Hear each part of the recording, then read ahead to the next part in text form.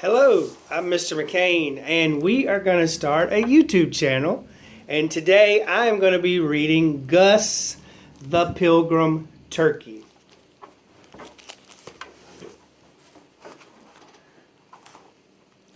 Gus loved being a turkey. He gobbled with friends, got to wear whatever he pleased, and was fed almost every time he turned around. Life was fabulous. He was young, so every day was a new adventure. In the spring, there were tasty young bugs everywhere. Gus looked stunning in his Easter hat. Summer was even better. He danced in the sprinkler, wearing shorts with crazy patterns, and he loved the way the sun glinted off the farm pond. Now it was autumn. Gus wrapped an orange scarf around his neck. "I can't wait for winter," he gobbled to his friends. "I want to make snow turkeys and wear my new woolly cap. I've even bought a tuxedo for New Year's Eve." "I wouldn't worry about New Year's," said the horse. "No," barked the dog. "Turkeys don't make it to January around here." "Why not?" Gus asked. "Thanksgiving. That's why not," the goose explained. Gus was puzzled. So his friends told him about the pilgrims, traveling the wild seas by ship, looking for a safe place to live. No problem. They told him about Native Americans who helped the pilgrims. No problem. They told him about the big feast. No problem. "I love food," Gus reminded them. "So what's on the menu?" His friends told him. "Big problem." "No way," Gus shouted. "It's true," said the rooster. "Well, I'll leave. I'll just pack up and leave," Gus said. "And go where?" the horse asked. Gus looked up. A V of birds was flying by. "South," he declared. "Other birds go south for the winter. Maybe that's why they don't end up as dinner." His friends weren't sure about his plan, but they helped Gus fill his backpack with seed corn and his favorite outfits. "Good luck," they shouted as he gobbled out of sight. Poor Gus's drumsticks got rather tired, but he kept walking.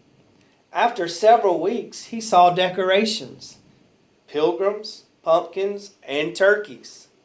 South. He knew he had to go farther south. When Gus crossed the Rio Grande into Mexico, he felt safer. They didn't have Thanksgiving in Mexico, did they? Gus came to a town and heard music playing nearby. He followed the happy sound to a party. Cake was on the table. Hanging from a tree was a large, colorful bird. A turkey? He couldn't tell because it wouldn't stay still. The children were beating it with a stick. The horror! The horror! Suddenly, the bird broke. A cascade of candy fell out. Gus gasped in relief. It wasn't a turkey. It wasn't even a real bird. Still, he couldn't stay in a place where people would whack any kind of bird, feathered or fake.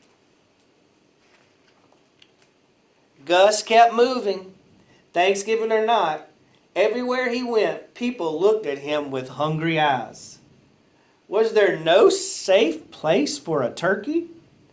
At last, he grew so tired, he couldn't walk anymore. So Gus found a ship heading south and tiptoed on board late one night. He hopped into a lifeboat and settled down for a long journey. He was safe. Woo! For the first few days, he enjoyed sailing. But soon the seas grew rough, and it got cold, and then colder, and then the coldest Gus had ever felt. He tugged on his warm, woolly hat. Then one day, the ship stopped.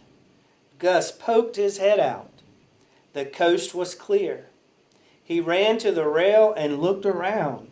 Snow, snow, and more snow. The ship was surrounded by snow and ice. Gus gobbled in astonishment.